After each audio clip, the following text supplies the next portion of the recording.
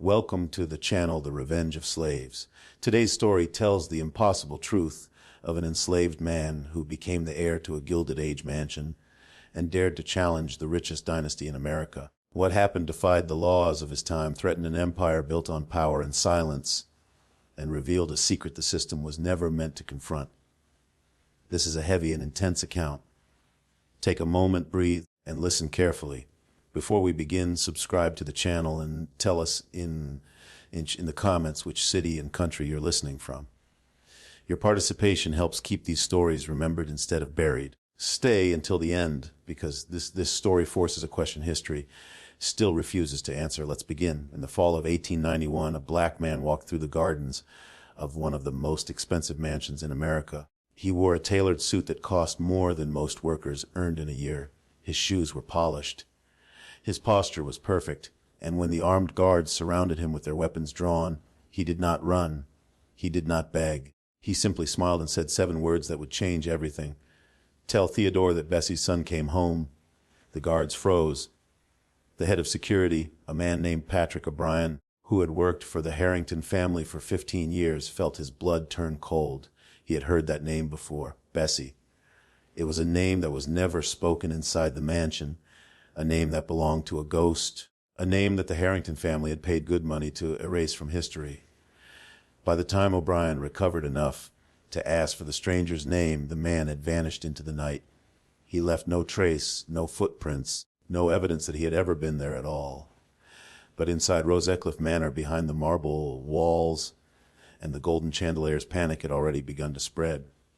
Who was this man? Where did he come from? And what did he know about Bessie? This is the true story of Solomon Graves, a man born into slavery who died a millionaire, a man who spent 30 years planning the destruction of one of America's most powerful families, a man who proved that revenge, when served cold enough, can burn hotter than any fire. But to understand how Solomon Graves brought down the Harrington dynasty, we need to go back to the beginning, back to a cotton plantation in Georgia, back to the year 1849, back to the night when a baby was born in secret and a chain of events was set in motion that would shake the foundations of the Gilded Age. The Magnolia Fields plantation covered 12,000 acres of prime Georgia farmland. It was owned by Augustus Harrington II, the heir to a railroad fortune that stretched from Savannah to New York. Augustus was 32 years old in 1849. He had a wife named Helena who came from old Charleston money. He had a son named Edward who was 5 years old. He had another son named Theodore who was only 2. And he had 347 slaves who worked his cotton fields from sunrise to sunset. Among those slaves was a woman named Bessie. Bessie was 24 years old. She had been born on the plantation and had never set foot outside its borders. Her mother had been a field hand who died of fever when Bessie was 9. Her father was unknown, as was the case for most slaves. But Bessie was different from the other workers at Magnolia Fields. She was beautiful in a way that made people stop and stare. Her skin was the color of honey. Her eyes were large and expressive, and she had been selected at the age of 16 to work inside the big house as a domestic servant. Working inside the big house was considered a privilege. The work was lighter, the food was better, the beatings were less frequent, but it came with dangers that field hands never had to face, dangers that Bessie understood all too well. Augustus Harrington first noticed Bessie when she was serving dinner to his guests on a hot summer evening in 1847. She was 22 years old. He was 30 years old and bored with his fragile wife, who seemed to be sick more often than she was healthy. The way Bessie moved through the dining room, graceful and silent, caught his attention. The way she kept her eyes down but still managed to see everything fascinated him. Within a week, he had arranged for her to be transferred to his personal study as a cleaner. Within a month, everyone in the slave quarters knew what was happening behind those closed doors. No one spoke about it, not out loud, not where anyone could hear, but they all knew. The other slaves saw how Bessie would return to the quarters late at night with her dress disheveled and her eyes empty. They saw how the master would send for her whenever his wife was visiting relatives. They saw and they understood, and they kept their mouths shut because speaking would mean death. In the spring of 1849, Bessie realized she was pregnant. She tried to hide it for as long as she could. She wrapped her belly with cloth. She wore looser dresses. She avoided being seen by the mistress of the house at all costs. But by August, there was no hiding it anymore. Her belly was too big, the baby was too close to coming, and everyone on the plantation was waiting to see what would happen. Helena Harrington, Augustus's wife, was not a stupid woman. She knew about her husband's visits to the slave quarters. She knew about Bessie, and when she saw Bessie's swollen belly, she knew exactly whose child it was. But Helena was also a practical woman. She came from a world where men did what men did and wives looked the other way. Causing a scandal would only hurt herself. So she did what women of her class did in those situations. She pretended not to see. She pretended not to know. And she waited for the problem to solve itself. The baby came on September 15th, 1849, in a small cabin at the edge of the slave quarters. An old slave woman named Martha, who had delivered more than 100 babies in her 60 years of life, helped Bessie through the birth. It was a difficult labor. Bessie screamed for hours. The other slaves stood outside the cabin listening, praying, hoping that the mother and child would survive. Just before midnight, a baby boy took his birth. Bessie held him in her arms and cried, not from sadness, not from joy, but from something in between. She knew what her son's life would be. He would be a slave like her. He would work the fields like her mother. He would suffer like everyone she had ever loved. But looking at his face, at his tiny fingers, at his eyes that were already showing a hint of gray, she made a decision. "Your name is Solomon," she whispered, "and one day you're going to be free." Old Martha, who was cleaning up after the birth, heard those words. She also noticed something else, something that made her pause. The baby's skin was lighter than Bessie's, much lighter, and those gray eyes were not the eyes of a slave.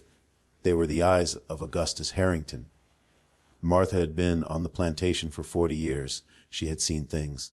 She had kept secrets. She knew how to survive, and she knew that this baby, this evidence of the master's sin, was in terrible danger.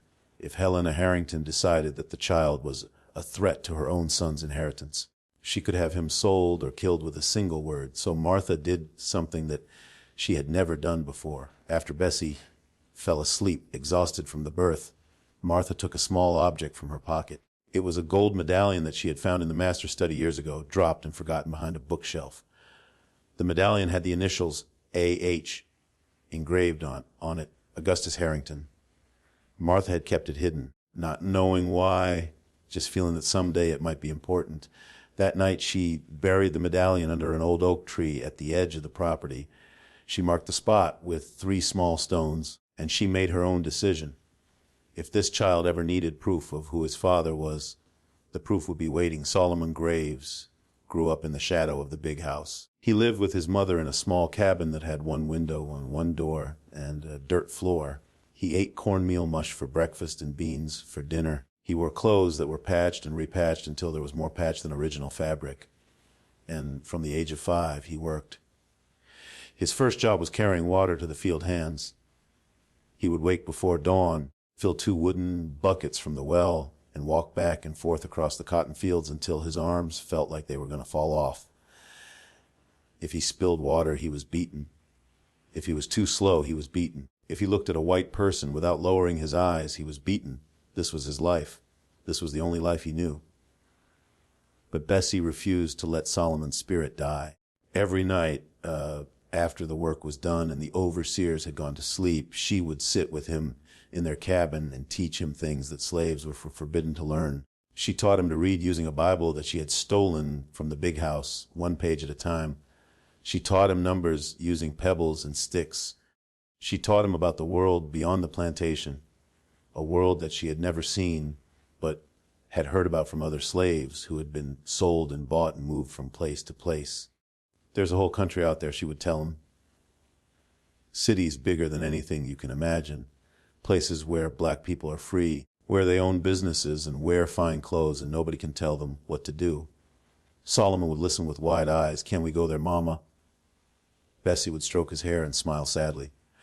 "Someday, baby, someday." But she knew the truth. There was no escape from Magnolia Fields. The plantation was surrounded by miles of wilderness. Runaway slaves were hunted with dogs and guns. Those who were caught were whipped until their backs were nothing but raw meat, and then they were put back to work as a warning to the others. Bessie had seen it happen. She had heard the screams. She knew that trying to run was almost certain death, so she did the only thing she could do. She gave her son knowledge, she gave him hope, and she gave him a secret. When Solomon was 7 years old, Bessie told him the truth about his father. They were sitting by the creek that ran along the edge of the plantation. It was Sunday afternoon, the only time when slaves were allowed a few hours of rest. Solomon was throwing stones into the water, watching them skip across the surface. Bessie was watching him, building up the courage to say what she had been wanting to say for years. "Solomon, baby, there's something I need to tell you." He looked at her with those gray eyes that were so much like his father's. "What is it, Mama?" She took a deep breath. You know how the other children have fathers who live in the quarters with them, how they know who their daddies are. Solomon nodded. He had noticed that. He had wondered about it. But he had learned, like all slave children learned, that some questions were not safe to ask. "Your daddy doesn't live in the quarters, Solomon. Your daddy lives in the big house." The boy was confused. The big house. But only white people live in the big house. Bessie took his small hands in hers. "That's right, baby. Your daddy is a white man. Your daddy is Master Harrington." Solomon was too young to fully understand what that meant, but he understood enough. He understood why his skin was lighter than the other children's. He understood why the master sometimes looked at him with an expression that was half guilt and half something else. He understood why the mistress of the house would stare at him with cold hatred whenever he came near. He was different. He had always known he was different. Now he knew why. Does he know? Solomon asked. "Does he know I'm his son?" Bessie nodded. "He knows, baby, he knows." "Then why doesn't he help us? Why doesn't he set us free?" Bessie pulled her son close and held him tight. "Because that's not how this world works. Solomon, that's not how it works for people like us. But someday, baby, things are going to change. And when they do, I need you to remember who you are. You're not just a slave. You're not just property. You're the son of Augustus Harrington. And one day they're going to know it." Solomon never forgot those words.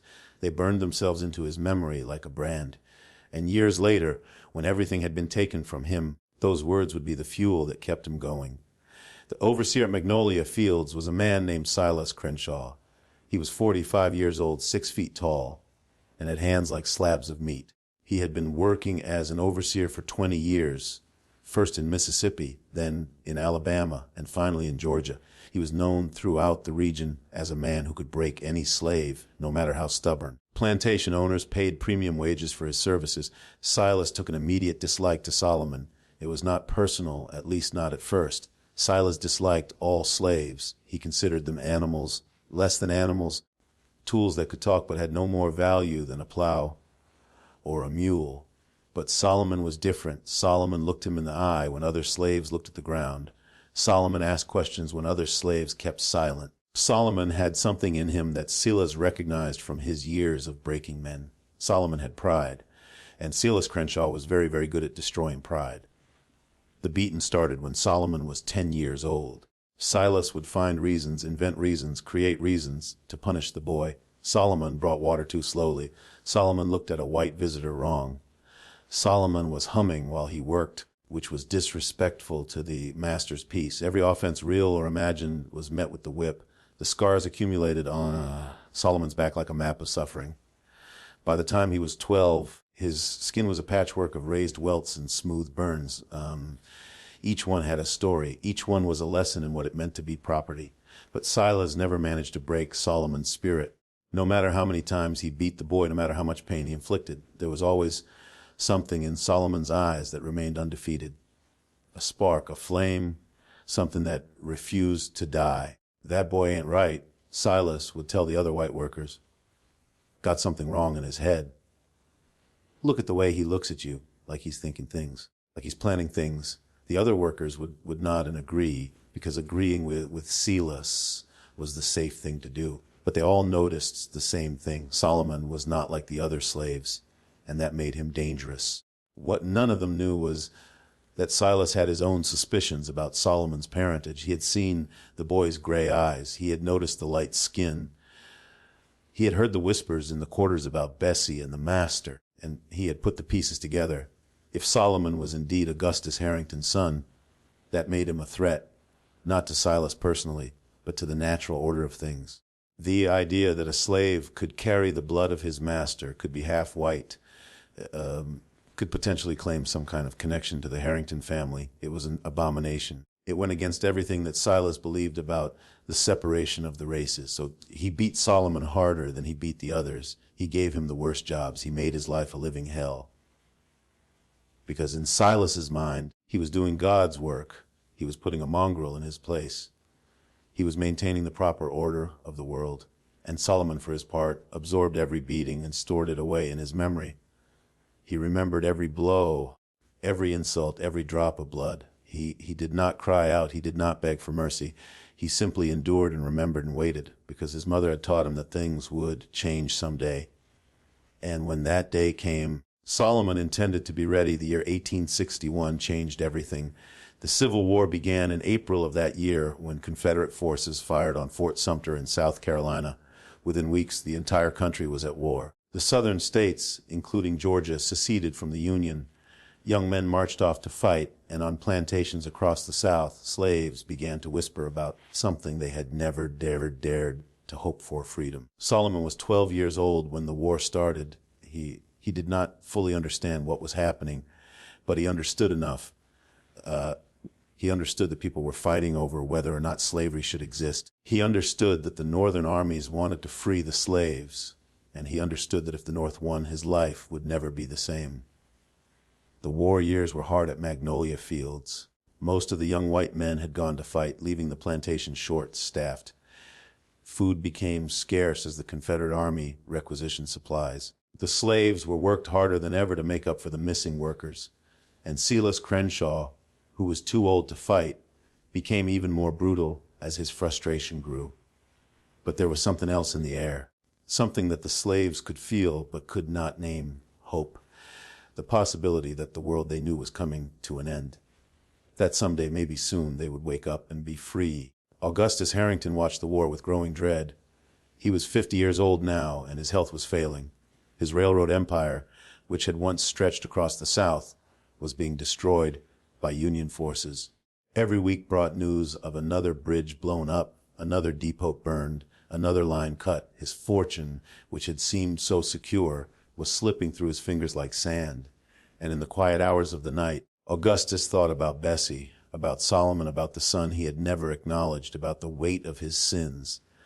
Helena Harrington had died in 1858, finally succumbing to the illness that had plagued her for years. Augustus had not remarried. His legitimate sons, Edward and Theodore, were both serving the Confederate Army. Edward was a captain. Theodore was a lieutenant. They were fighting to preserve a way of life that their father had built, fighting to keep people like Solomon in chains. One evening in the spring of 1862, Augustus did something that no one expected. He called his lawyer to the plantation and dictated a new will. The lawyer, a nervous man named Samuel Whitfield, listened with growing alarm as Augustus spoke. The will contained the usual provisions. The plantation would go to Edward, the eldest son. The railroad interests would go to Theodore. Various sums would be distributed to distant relatives and charitable organizations. But then Augustus added a clause that made Whitfield's pen freeze in midair. I wish to acknowledge my natural son, born to the slave woman Bessie in 1849. Upon my death, Solomon is to be freed from bondage and granted the sum of $50,000 to be held in trust until he reaches the age of 40. Whitfield looked up from his paper. Sir, I must advise you, this clause is highly irregular. It could be contested. It could cause scandal. Augustus waved his hand dismissively. I don't care about scandal. I'm dying, Whitfield. I can feel it in my bones. And I'll be damned if I face my maker without trying to make things right. But, sir, the other provisions. My legitimate sons will inherit everything else. This is a pittance compared to what they're getting. But it's something, it's an acknowledgement that the boy exists, that he matters, that he's my blood. Whitfield had no choice but to comply.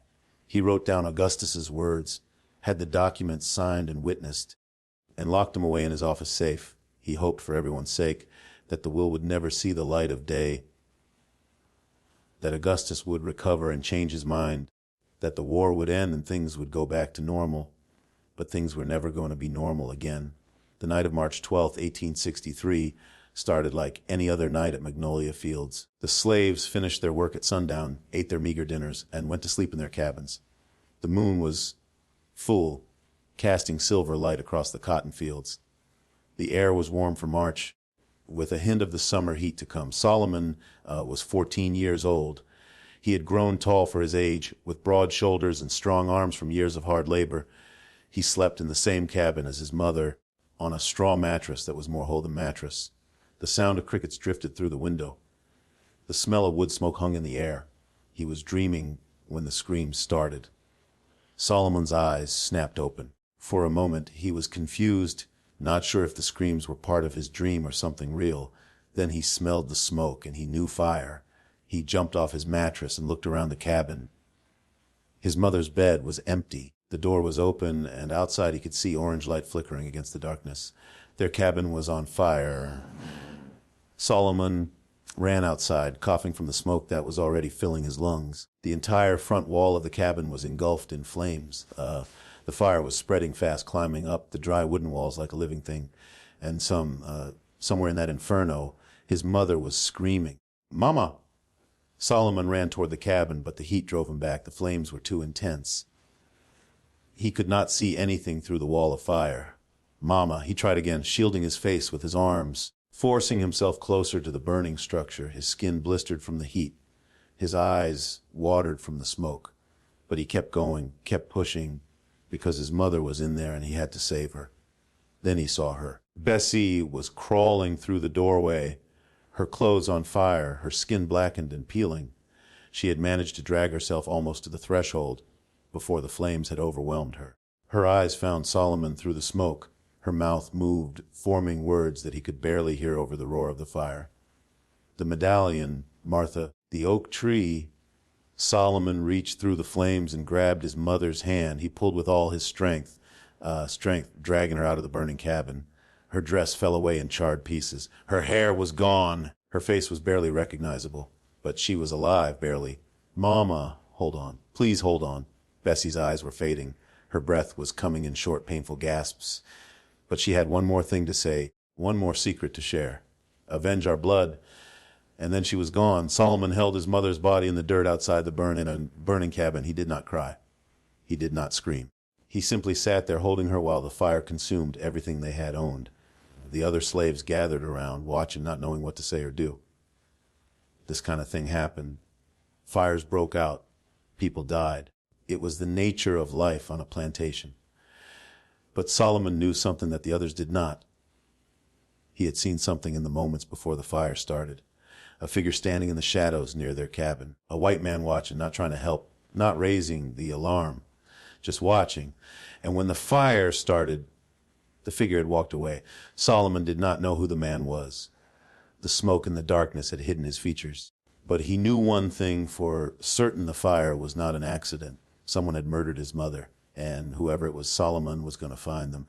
The days after Bessie's death passed in a blur of grief and rage. Solomon buried his mother in the slave cemetery at the edge of the plantation in an unmarked grave that looked just like all the others. He did not have money for a headstone.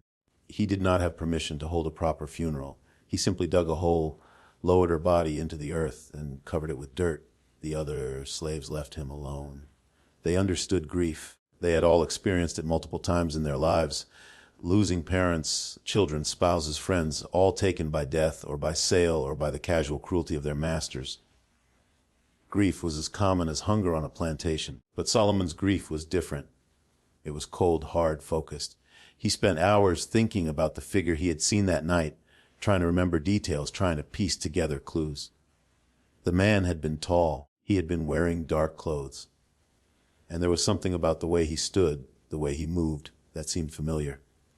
Then 3 days after the fire, Solomon remembered something old Martha. His mother's last words had mentioned Martha, the oak tree, the medallion. Solomon did not know what any of it meant, but he knew that Martha might have answers. He found her in the evening after work, sitting outside her cabin and smoking a pipe. Martha was over 60 now, ancient by slave standards. Her hair was completely white. Her face was a network of wrinkles, but her eyes were still sharp, still watching, still seeing everything. Miss Martha, Solomon said, approaching her carefully. Can I talk to you? Martha looked at him for a long moment. She had been expecting this visit. She had been expecting it for 14 years. Sit down, child. Solomon sat. Your mama told you about the oak tree, didn't she? He nodded. Martha took a long drag from her pipe. I've been keeping something for you, Solomon, keeping it since the night you was born. I always knew this day would come. I just hoped it wouldn't come so soon. She told him about the medallion, about the initials, about how she had buried it under the oak tree at the edge of the property, marked by 3 stones. She told him about Augustus Harrington, about the affair, about everything she had seen and heard over the years. But there was something else, something even more important.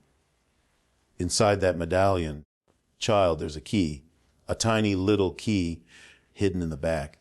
I don't know what it opens. Never did figure it out. But your mama knew. She told me once that it was the key to everything, the key to bringing the Harringtons down. Solomon's heart was pounding. What does it open? Martha shook her head. I don't know. Your mama never told me. But she said that when the time was right, you would know. You would figure it out. Oh, how am I supposed to figure it out? I'm just a slave. I can't even leave this plantation. Martha reached out and took Solomon's hand. Her grip was surprisingly strong.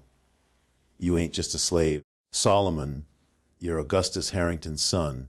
You got his blood in your veins, and one day that blood is going to mean something. One day you're going to use it to destroy everything he built. She paused, her eyes boring into his. But not yet. You're too young, too weak. If you try to fight them now, they'll kill you just like they killed your mama. You need to wait. You need to grow strong. You need to learn everything you can about them in their world. And then, when you're ready, you need to make them pay. Solomon listened to every word. He absorbed it all. And in that moment, sitting outside Martha's cabin as the sun set over magnolia fields, he made a decision that would shape the rest of his life. He would wait. He would grow strong. He would learn. And then he would destroy the Harrington family one by one until there was nothing left but ashes and memory. The war continued. The Union armies pushed deeper into the South. And at Magnolia Fields, things were falling apart. Augustus Harrington died in January of 1865, just a few months before the war ended. His health, which had been declining for years, finally gave out. He died in his bed, surrounded by servants, but not by family. His sons were still fighting. His wife was long dead, and the son he had never acknowledged was working in the fields, not knowing that his father had taken his last breath. The will that Augustus had written was read by Samuel Whitfield 3 days after the funeral. Edward and Theodore Harrington, both of whom had received emergency leave to attend their father's burial, sat in the lawyer's office and listened as their inheritance was detailed. Edward received the plantation. Theodore received the railroad interests.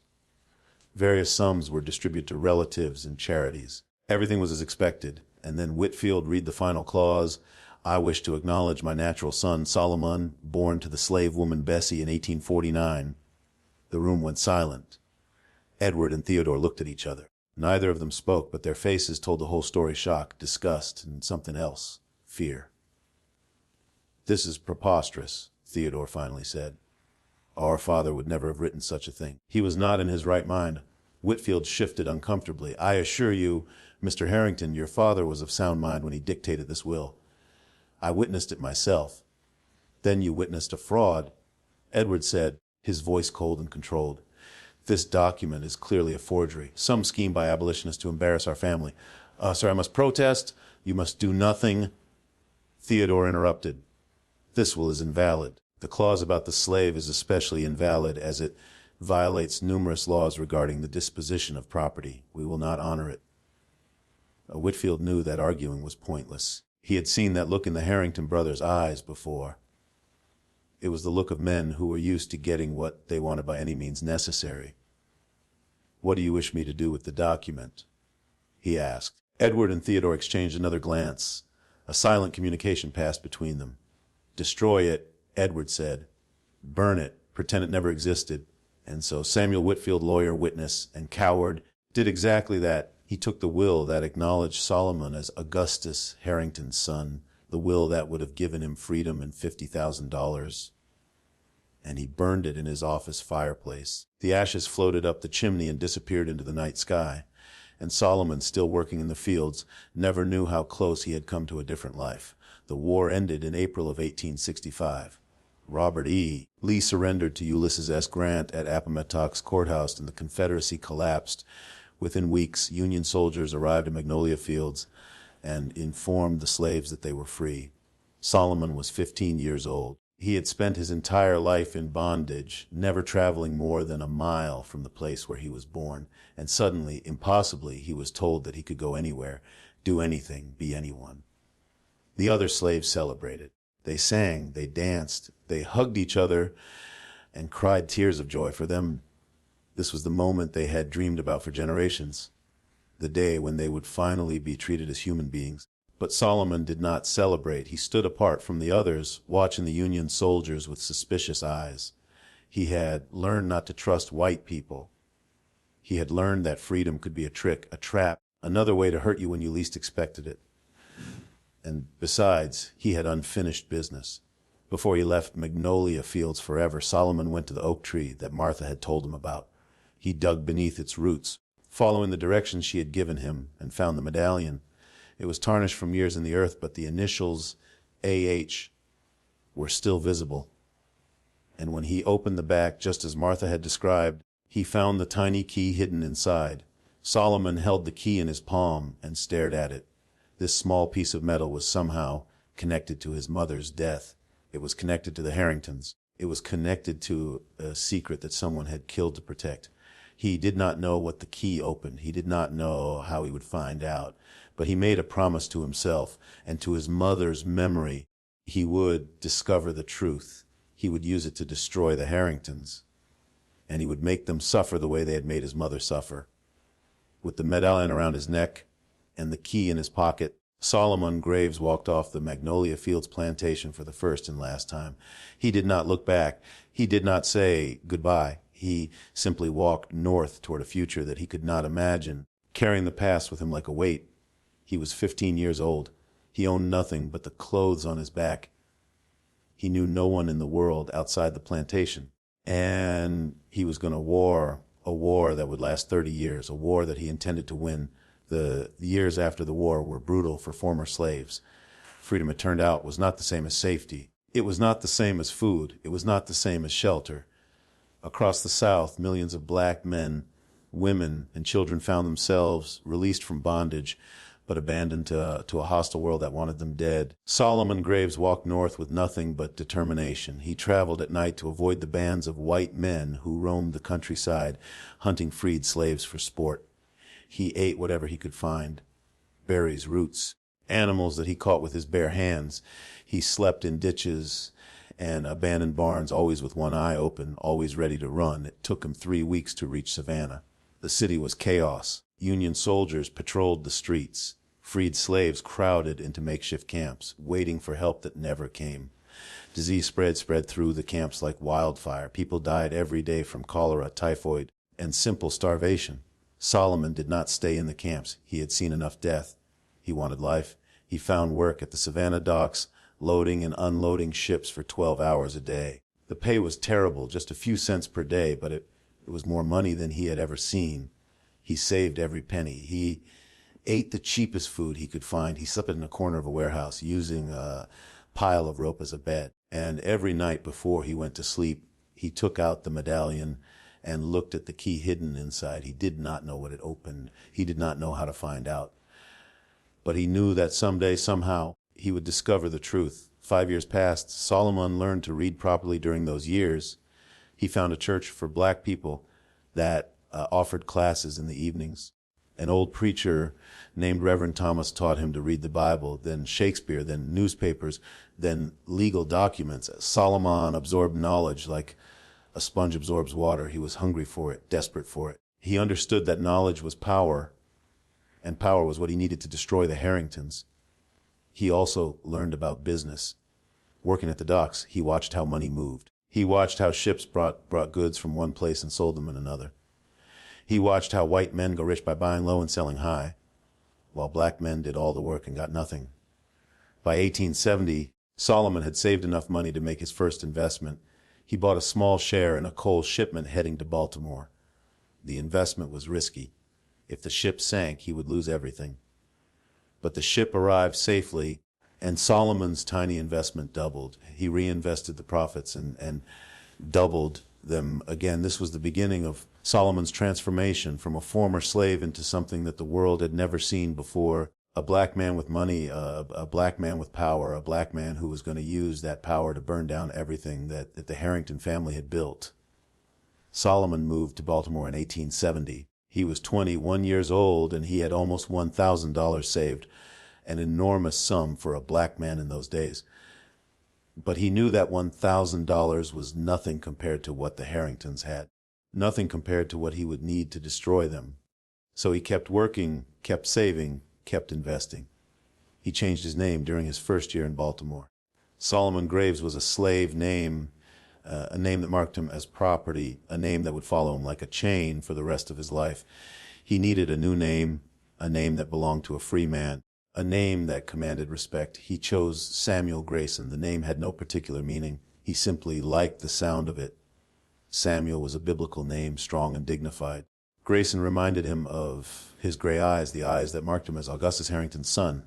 Together, the names created a new identity, a blank slate, a man with no past and an unlimited future. Samuel Grayson began to build his empire. He started with coal, the same coal that powered the steam engines on the Harrington railroads. There was a certain irony in that, and Solomon appreciated irony. Every ton of coal that he sold was another brick in the wall he was building, another weapon in his arsenal. He bought shares in coal mines. He bought ships to transport coal. He bought warehouses to store coal. Within 5 years, he controlled a significant portion of the coal trade in the mid-Atlantic region. Within 10 years, he was one of the largest coal merchants on the East Coast. But he did not stop there. He invested in steel and shipping, in real estate. He bought buildings in Baltimore, in Philadelphia, and New York. He hired lawyers, white lawyers, who did not know that their employer was a former slave, to manage his business affairs. He created a network of companies and trusts that hid his true identity behind layers of paperwork. To the outside world, Samuel Grayson was a mysterious figure. Some said he was from Brazil. Others said he was from the Caribbean. A few whispered that he had mixed blood, that one of his parents was white. But no one knew the truth. No one suspected that Samuel Grayson had once been Solomon Graves, a slave boy from a Georgia plantation. And that was exactly how Solomon wanted it. During all those years of building his fortune, Solomon never forgot his mission. He gathered information about the Harrington family like a general gathering intelligence before a battle. He learned that Edward Harrington, the eldest brother, had died in 1878. The official story was that it was a hunting accident. Edward had been out with his brother Theodore when his gun had accidentally discharged, killing him instantly. But Solomon did not believe in accidents. Not when the Harringtons were involved. He hired private investigators to dig into the case. He bribed servants and former employees. He pieced together a picture of what had really happened that day in the woods. The truth was ugly, but not surprising. Edward and Theodore had been fighting for years about the direction of the family business. Edward wanted to modernize, to invest in new technologies to treat workers better. Theodore wanted to squeeze every penny of profit out of their existing operations, no matter the cost. The brothers hated each other with a hatred that only family can produce. And then during a hunting trip in the mountains of Virginia, Edward's gun had accidentally discharged at point-blank range, blowing half his head off. Theodore had been the only witness. Theodore had been the one to bring the body back. Theodore had been the one to arrange the funeral, inherit everything, and take control of the Harrington Empire. Solomon knew murder when he saw it. Theodore had killed his own brother to become the sole heir, and he had gotten away with it because he was rich and white and powerful. The discovery did not surprise Solomon. It did not even make him angry. It simply confirmed what he already knew. The Harringtons were monsters. They would destroy anyone who got in their way, even their own blood, which meant that Solomon would have to be very, very careful. By 1885, Solomon was 46 years old and worth several $1 million. He had spent 2 decades building his fortune and gathering information. He knew almost everything there was to know about the Harrington family. He knew about Theodore's murder of his brother. He knew about the family's history of fraud and bribery. He knew about the dozens of workers who had died in their mines and on their railroads, their deaths covered up, their families paid off with pocket change. But he still did not know what the key opened. The tiny key from the medallion had haunted him for over 20 years. He had tried hundreds of locks, thousands of locks, any lock that might have a connection to the Harringtons. Nothing worked. The key remained a mystery, and without knowing what it opened, Solomon felt like he was missing the final piece of the puzzle. Then, in the summer of 1886, a woman came to see him. Her name was Josephine Duval. She was 50 years old, elegant, well-dressed, and black. She had been a slave at Magnolia Fields, working in the big house as a seamstress. She had known Bessie. She had known Solomon as a child. And she had spent the 20 years since the war building a new life for herself in Boston, running a successful dress shop that catered to wealthy white women. Josephine had tracked Solomon down through his business network. It had taken her months to penetrate the layers of secrecy that he had built around himself, but she was persistent, and she had information that she knew he would want. "I know what that key opens," she said. They were sitting in Solomon's private office in Baltimore. The door was locked. The windows were closed. Solomon had dismissed all his servants. Whatever Josephine had to say, he wanted no witnesses. "Tell me," he said. Josephine leaned forward. "There's a hidden compartment in Augustus Harrington's study, a safe built into the wall behind a painting. Nobody knows about it except the family. I only found out because I was mending curtains in the study one day and I saw Theodore opening it. He didn't know I was there." Solomon's heart was pounding. "What's inside the safe?" "A book. A black leather book. Theodore calls it the family's insurance policy. It contains records of every crime the Harringtons have ever committed. Bribes, murders, fraud, everything. Augustus started keeping it decades ago as protection against anyone who might try to betray him. If he went down, he wanted to take everyone else with him. And the key," Josephine smiled.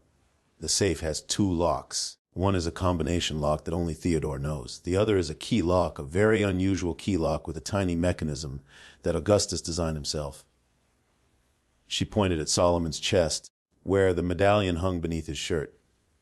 "That key is the only one of its kind. Augustus gave it to your mother, probably as some twisted form of love token. He never imagined she would keep it, never imagined she would pass it to her son, and he certainly never imagined that her son would come back to claim what was his." Solomon sat in silence for a long moment. Everything was falling into place. The key, the safe, the book. After more than 20 years of searching, he finally understood what his mother had known, what she had died for. The black book was the weapon he needed. It contained proof of everything the Harringtons had done. With that book, he could destroy them. He could expose their crimes to the world. He could make them pay for his mother's murder. But there was a problem. "The safe has 2 locks," he said. "I have the key, but I don't have the combination." Josephine nodded. "That's why I came to you. I don't know the combination either, but I know someone who might. Someone who hates Theodore Harrington almost as much as you do." "Oh," his wife. Catherine Harrington was the daughter of a Boston shipping magnate named William Ashford. She had married Theodore in 1875. When she was 19 years old and Theodore was 32, it was an arranged marriage designed to merge 2 powerful families and create an even more powerful business alliance. From the outside, Catherine appeared to be the perfect wife. She hosted parties. She organized charities. She smiled and nodded and said all the right things. But behind closed doors, her life was a nightmare. Theodore was a cruel man. He had been cruel as a child, torturing animals and bullying servants. He had been cruel as a young man, using his family's money to escape the consequences of his violence. And he was cruel as a husband, treating Catherine like property rather than a partner. He controlled every aspect of her life. He told her what to wear. He told her who she could talk to. He told her when she could leave the house and when she had to stay. He hit her when she disobeyed, carefully, in places where the bruises would not show. And he reminded her constantly that she was nothing without him, that her family's fortune depended on his goodwill, that if she ever tried to leave, he would destroy everyone she loved. Catherine endured 18 years of this treatment. She endured because she had no choice, because society offered no protection for abused wives, because divorce was considered worse than death for a woman of her class. But deep inside, beneath all the smiles and the parties and the perfect facade, Catherine Harrington was building a fire of her own, a fire of hatred and resentment that was waiting for the right moment to explode. Solomon was going to give her that moment. The plan came together over the following months. Josephine served as the intermediary between Solomon and Catherine. The two women had met years ago at a charity event and had maintained a secret friendship ever since. Catherine trusted Josephine, and when Josephine told her about Solomon, about his true identity, about his plan to destroy Theodore, Catherine was ready to help. She provided information about the mansion's layout. She provided details about Theodore's schedule. She provided the names of servants who could be bribed and guards who could be avoided. But she could not provide the combination to the safe. Theodore has never told me, she explained in a letter that Josephine delivered to Solomon. He keeps it locked in his memory. But I believe I know someone who might know. His mother, Edith Harrington, was Augustus's second wife. He had married her in 1859 after Helena's death, more for companionship than for love. She was 81 years old now, frail and largely confined to her rooms in Rosacliffe Manor. Theodore kept her around because getting rid of her would look bad, but he paid her no attention. He assumed she was senile. He assumed she knew nothing. He was wrong. Edith had been watching, listening, remembering. For decades, she had observed the crimes of her husband and steps, and she had kept silent out of fear. But now, at the end of her life, she was tired of being afraid. She wanted to see justice done before she died, and she was willing to help Solomon make it happen. Catherine arranged a meeting. Solomon arrived at Rosacliffe Manor on a night in late September 1891. He came through the servant's entrance dressed in the simple clothes of a delivery man. Catherine met him at the door and led him through back passages and hidden stairways to Edith's private rooms. The old woman was waiting for him. Edith Harrington was tiny, barely 5 feet tall, with white hair and skin like paper. But her eyes were sharp, clear, intelligent. She looked at Solomon for a long moment, studying his face, his eyes the shape of his jaw. "You have Augustus's eyes," she finally said. I noticed it the moment I first saw you at the charity ball last month. Those gray eyes. I spent 40 years looking at those eyes. I would know them anywhere." Solomon sat down in the chair that Catherine offered him. "You know who I am. I know exactly who you are. You're the son he never acknowledged, the child he was too cowardly to claim, the reminder of his sins that he tried to burn away." Solomon's body went rigid. "What do you know about the fire?" Edith's face twisted with old pain. "I know everything. I was there that night. Not at the cabin, but in the big house. I saw Theodore talking to Silas Crenshaw earlier that evening. I saw money change hands, and I saw Theodore watching from his window when the flames started. The world seemed to stop. Solomon had always suspected that his mother's death was murder, but he had never been able to prove it. He had never known who was responsible. Now he knew. Theodore killed my mother." Edith nodded slowly. "He was afraid. His father had been talking about changing the will, about acknowledging you. Theodore couldn't allow that. He couldn't risk sharing the inheritance with a slave son. So he paid Crenshaw to start the fire, to eliminate the threat." Solomon's hands were shaking not from fear, but from rage, pure white, hot rage that he had kept buried for 30 years. "Why didn't you say anything? Why didn't you stop him?" Edith's eyes filled with tears. "Because I was a coward. Because I was afraid of what Theodore would do to me. Because I told myself that it wasn't my business, that slaves died all the time, that one more death didn't matter." She reached out and took Solomon's hand. "I was wrong. I've spent 40 years knowing I was wrong, and I want to make it right before I die." She reached into her dress and pulled out a folded piece of paper. "This is the combination to the safe. I watched Augustus open it 100 times. I memorized the numbers without him knowing." Solomon took the paper with trembling fingers. "There's more," Edith continued. "Inside the safe, along with the black book, there's something else. A document that Augustus wrote before he died. A second will. The first will, the one that acknowledged you, was destroyed by Samuel Whitfield after Augustus died. Theodore and Edward forced him to burn it. But Augustus didn't trust Whitfield. He made a copy himself and hid it in the safe. A copy that nobody knows about except me." Solomon could barely breathe. "Are you saying that there's legal proof that I'm Augustus Harrington's son? That I was supposed to inherit?" Edith nodded. The will specifies that you are entitled to half of all Harrington assets. It also specifies that you must claim your inheritance by your 40th birthday or the provision becomes void. Solomon's heart sank. I'm 42 years old. Yes, the legal deadline has passed. You cannot claim the inheritance through the courts. Edith squeezed his hand. But the will still proves who you are. It proves that Augustus acknowledged you as his son. And combined with the Black Book, it proves that Theodore killed your mother to prevent you from claiming what was rightfully yours. Solomon understood. The legal battle was lost, but the court of public opinion was still open. If he could expose the Harringtons' crimes, if he could show the world what they had done, he could destroy them just as completely as any lawsuit, maybe more completely. There's one more thing, Edith said. I need you to promise me something. What? My granddaughter Lily. She's 17 years old. She's the only innocent person in this family. Theodore is planning to marry her off to a business associate, a horrible man 3 times her age. I need you to protect her. When you bring down the Harringtons, I need you to make sure that Lily escapes. Can you promise me that? Solomon looked into the old woman's eyes and saw something he had not expected: love, genuine love for her granddaughter, the only pure thing left in this family of monsters. I promise, he said. Edith smiled. It was the first real smile she had allowed herself in years. Then go. Take the combination, find the book, and burn them all to the ground. The plan was set for the Harrington Autumn Ball, scheduled for October 2nd, 1891. It was the biggest social event of the Newport season. 500 guests, the cream of American society, newspaper reporters from every major publication, the perfect stage for Solomon's revelation. But Theodore Harrington was not a fool. He had survived this long by being paranoid, by trusting no one, by eliminating threats before they could grow. And he had noticed that something was wrong. There was a stranger in Newport, a wealthy black man named Samuel Grayson, who had appeared out of nowhere. A man who asked too many questions. A man who seemed to be everywhere the Harringtons were.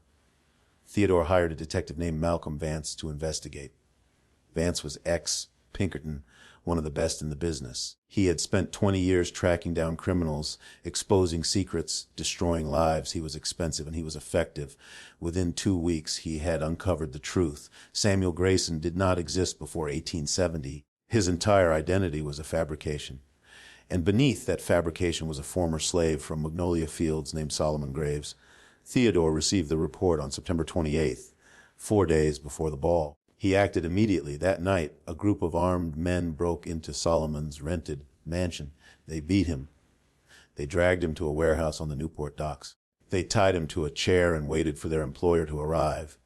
Theodore Harrington walked into the warehouse just after midnight. He was dressed in evening clothes, having come directly from a dinner party. His eyes were cold. His smile was cruel. "So you're the bastard," he said, circling Solomon's chair, "the son of the slave my father liked to visit. I thought you died in the fire with your mother." Solomon's face was bloody. His ribs were cracked, but his voice was steady. "Sorry to disappoint you." Theodore laughed. It was not a pleasant sound. "You've caused me a lot of trouble, Solomon. A lot of worry. All these years I thought the problem was solved. I thought Crenshaw had taken care of everything. But here you are, like a cockroach that refuses to die. You admit it, then you ordered the fire. You killed my mother." Theodore shrugged. "She was a slave. She was a threat. What difference does it make now? No one will believe your word against mine. No court in this country would take the testimony of a Negro over a Harrington." He leaned close to Solomon's face. "You've lost. Whatever you were planning, whatever you thought you were going to accomplish, it's over. You're going to disappear tonight, just like your mother should have disappeared 30 years ago." He turned to his men. "Kill him. Dump the body in the harbor. Make sure it's never found." Solomon closed his eyes. He had come so close to justice, so close to revenge. And now it was going to end in a dirty warehouse at the hands of hired thugs, with no one ever knowing what had happened.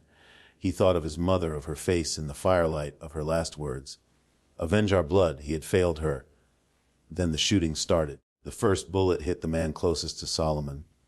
He dropped without a sound. The second bullet hit another man in the shoulder, spinning him around. The third bullet went through the warehouse window, missing Theodore by inches. Theodore dove for cover behind a stack of crates. His remaining men scattered, pulling out their own weapons, trying to find the source of the attack. More shots, more screams, bodies falling. And then a woman's voice, clear and commanding, "Solomon, can you move?" Solomon opened his eyes. Standing in the warehouse doorway, holding a smoking revolver, was Catherine Harrington. She was wearing a simple dark dress. Her hair was loose around her shoulders. Her face was pale but determined, and she was pointing her gun directly at her husband's hiding spot. "Catherine?" Theodore's voice was incredulous. "What are you doing?" "What I should have done years ago." She fired another shot that splintered the crate near his head. "Stay down, Theodore. The next one won't miss." She ran to Solomon and cut his ropes with a knife. "Can you walk?" "I think so." His legs were shaky, but they held. "Then we need to move. More of his men are coming." They fled in the night. Behind them, Theodore was screaming for his guards. Torches were being lit. Dogs were being released. The hunt was on. Catherine led Solomon through back alleys and hidden paths that she had memorized during her years as Theodore's prisoner. She knew Newport better than anyone. She knew every shadow, every hiding place, every route that avoided the main streets. By dawn, they were safe in a small cottage on the outskirts of town, a cottage that Josephine had rented under a false name, stocked with supplies, and ready for exactly this kind of emergency. Solomon collapsed onto a bed, his body screaming with pain. Catherine cleaned his wounds with water and cloth, working with the efficiency of someone who had treated injuries before. "How did you know?" Solomon asked. "How did you know where to find me?" Lily heard Theodore giving orders to his men. "She came to me immediately. She's a good girl, braver than anyone gives her credit for." "Theodore will know you helped me. He'll come for you." Catherine's jaw tightened. "Let him come. I'm done being afraid of him. I'm done being his prisoner." She finished bandaging his wounds and sat back. "The ball is in 4 days. Can you still do it? Can you still expose him?" Solomon thought about the combination in his pocket, the safe, the black book, the second will. Everything he needed was still waiting for him inside Rosacliff Manor. "Yes," he said, "I can still do it, but I'll need help getting inside." Catherine nodded. "You'll have it. Lily and I will make sure every door is open."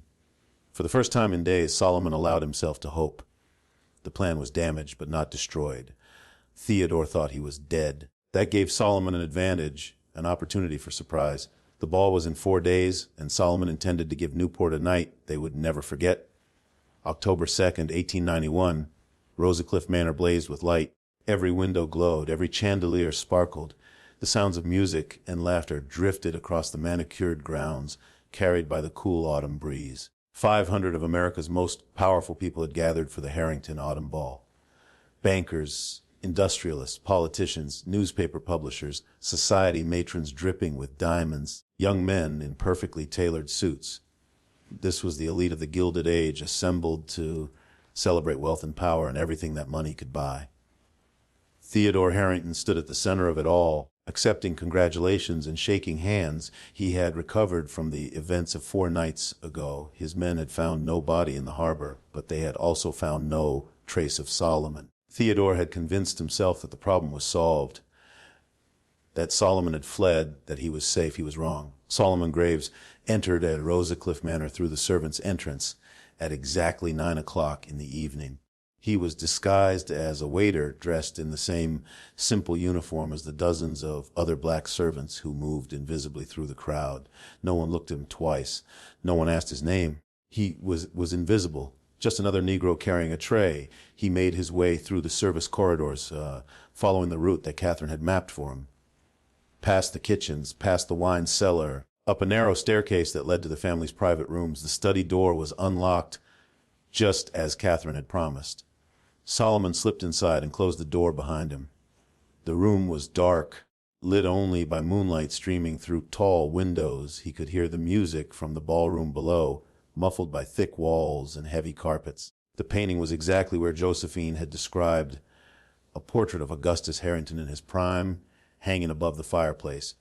Solomon lifted it from the wall and found the safe behind it. 2 locks, 1 combination, 1 key. His fingers trembled as he entered the numbers that Edith had given him. 3 turns to the right, 2 turns to the left, 1 turn to the right. Click. He pulled the medallion from around his neck. and inserted the tiny key into the second lock. It fit perfectly. He turned it, click. The safe swung open. Inside, Solomon found exactly what Edith had promised, the black book. Bound in leather so dark it seemed to absorb the moonlight, a stack of documents yellowed with age, and a single sheet of paper covered in faded handwriting that Solomon recognized from old plantation records. The second will, the proof that he was Augustus Harrington's son. Solomon took everything. He stuffed the documents into his jacket. He held the black book against his chest like a shield. And then the door opened. Malcolm Vance stood in the doorway, a pistol in his hand. Mr. Grayson, or should I say Mr. Graves? Vance smiled. Mr. Harrington will be very interested to know that you're still alive. Solomon's mind raced. He was unarmed, trapped. His plan was falling apart for the second time in 4 days. But then something unexpected happened. A silver candlestick came down on the back of Vance's head. The detective crumpled to the floor, unconscious. Standing behind him holding the candlestick was a young woman with auburn hair and frightened eyes. Lily Harrington. Miss Josephine sent me to watch the door. She whispered. We need to go now. Solomon followed her out of the study through more hidden passages, down more secret stairs. The girl moved quickly and quietly, clearly terrified but determined to see this through. They emerged near the ballroom just as Theodore was stepping onto a raised platform to address his guests. Ladies and gentlemen, Theodore's voice boomed across the crowd. Thank you all for joining us for what promises to be a historic evening. Tonight, I am pleased to announce a partnership that will reshape American industry.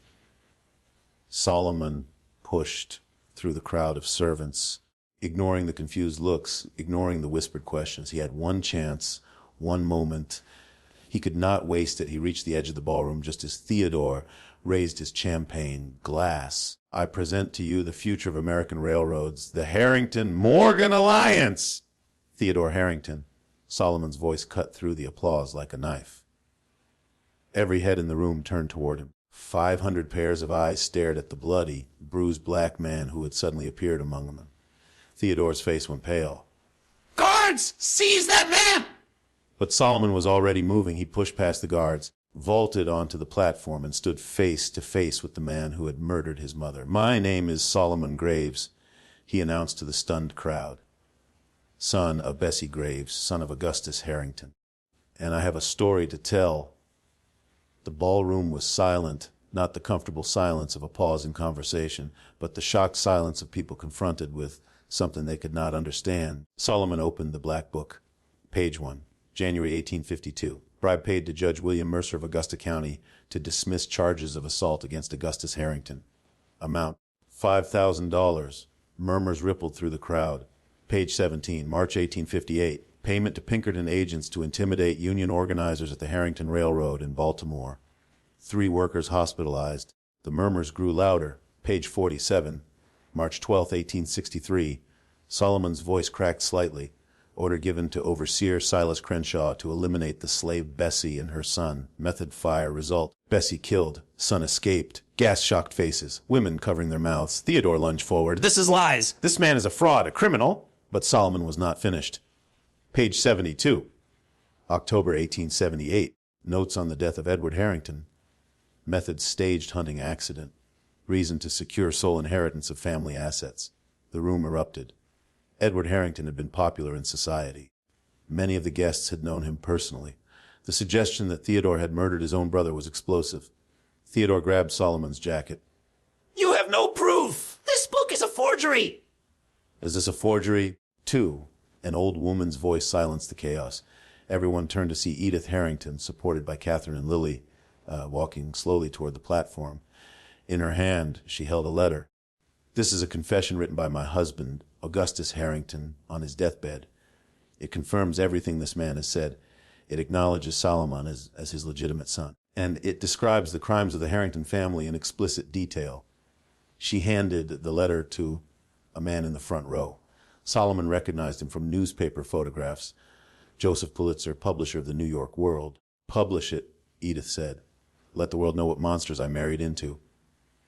Theodore's face twisted with rage. He pulled a knife from inside his jacket and lunged at Solomon. The blade caught Solomon's arm, drawing blood. But Solomon had survived worse. He grabbed Theodore's wrist, twisted, and forced him to drop the knife. Years of physical labor had made Solomon strong. Years of hatred had made him ruthless. He could have killed Theodore. He wanted to kill Theodore. Every fiber of his being screamed for blood, for revenge, for justice. But he looked at Theodore's face, pathetic and frightened, and realized something. Killing this man would make Solomon a murderer. It would give Theodore's defenders an excuse to dismiss everything he had revealed. It would taint his victory with blood. Solomon released Theodore's wrist and stepped back. "I'm not going to kill you," he said. "I'm going to do something worse. I'm going to let you live. I'm going to let you watch as everything you built crumbles to dust. Every friend will abandon you. Every ally will betray you. Your name will become a curse. Your legacy will be shame." He turned to the crowd of stunned, silent witnesses. "That is my revenge." The aftermath was everything Solomon had hoped for and more. Joseph Pulitzer published Edith's letter and excerpts from the Black Book on the front page of the New York World. Within days, every newspaper in America had picked up the story. The Harrington scandal, they called it, the crime of the century. Theodore was arrested and charged with fraud, conspiracy, and accessory to murder. His trial lasted 3 months and was the most sensational legal proceeding of the decade. Witness after witness came forward to testify about the Harrington family's crimes. Servants who had kept silent for years, business partners who had been cheated, victims who had never dared to speak. Theodore Harrington was convicted on all counts. He was sentenced to 20 years in prison. He died there 3 years later of a fever that swept through his cell block. The newspapers reported that no one came to claim his body. The Harrington assets were seized and liquidated. The railroad empire was sold off in pieces. The mansion in Newport was put up for auction. And Solomon Graves, using the fortune he had built over 30 years, bought it. 6 months after the ball, Solomon stood in front of Roscliffe Manor. The building had been transformed. The gaudy decorations were gone. The ostentatious displays of wealth had been removed. In their place were simple furnishings, practical equipment, and something that had never existed in this house before: children. 50 black children, orphans and refugees from the harsh streets of northern cities, now lived in the mansion that had been built with slave labor. They slept in rooms where wealthy guests had once danced. They ate in dining halls where champagne had once flowed. They learned to read and write in libraries that had been filled with unread books. The Bessie Graves School for Negro Children opened its doors in April 1892. Solomon had hired the best teachers he could find.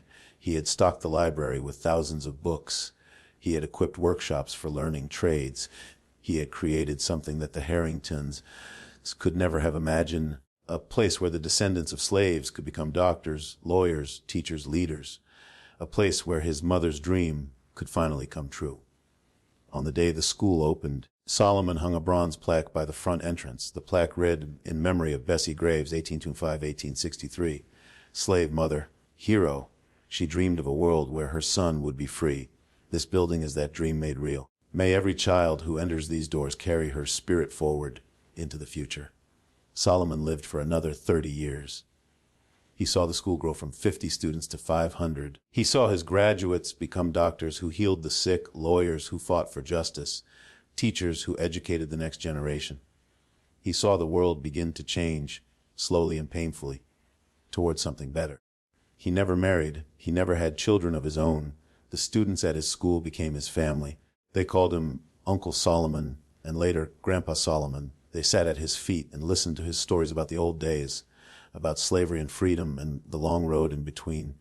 On his deathbed in 1922, surrounded by children and grandchildren of students he had taught, Solomon spoke his final words. "Mama," he whispered, "I did it. I kept my promise." He was buried next to the oak tree where Martha had hidden the medallion 73 years before. His tombstone was simple, just a name and 2 dates. But beneath the dates, at Solomon's request, was carved a single sentence: "The truth will make you free." The Bessie Graves School continued to operate until 1954, when it merged with other institutions following the Brown v. Board of Education decision. Over 6 decades, it educated more than 10,000 students. Many of them went on to become leaders in the civil rights movement. Some of them remembered the old man who had founded the school, the former slave with gray eyes who had brought down one of America's most powerful families. Solomon Graves never became famous. His name does not appear in history books. The Harrington scandal has been largely forgotten, overshadowed by the wars and crises that followed. But his legacy endures. Every black doctor who heals a patient, every black lawyer who wins a case, every black teacher who inspires a student, they are all in some way the children of Solomon Graves, the descendants of his dream, the proof that one man's courage can change the world. The Harringtons built their empire on cruelty and greed. They believed that money and power could protect them from justice forever. They were wrong. Solomon Graves proved that the truth cannot be buried, that justice cannot be bought, that the sins of the past will always catch up with those who commit them. He proved that revenge is not about destroying your enemies. It is about building the world they try to deny you. It is about turning your pain into purpose. It is about living so fully that their memory fades while yours becomes eternal. That is the true story of the Heir of Shadows. A slave who became a millionaire, a son who avenged his mother, a man who turned a mansion of oppression into a house of hope. His story is a reminder that history is not just about the powerful. It is also about the people who dared to stand against them. It is a testament to the enduring human spirit, to the power of truth, and to the belief that even the darkest of pasts can give rise to a brighter future. As we close this chapter, let us carry forward the lessons of Solomon Graves. Let us remember that courage is not the absence of fear, but the determination to act in spite of it. Let us honor the memory of those who came before us by continuing their work, by building a world where justice is not just a dream, but a reality for all. Thank you for listening. If this story moved you, share it with someone who needs to hear it. Subscribe to the channel, leave a comment with your city and country, and let us know what you thought. Your voice matters. Your participation keeps these stories alive. Until next time, stay curious, stay compassionate, and never forget that the truth, no matter how buried, will always find its way to the light.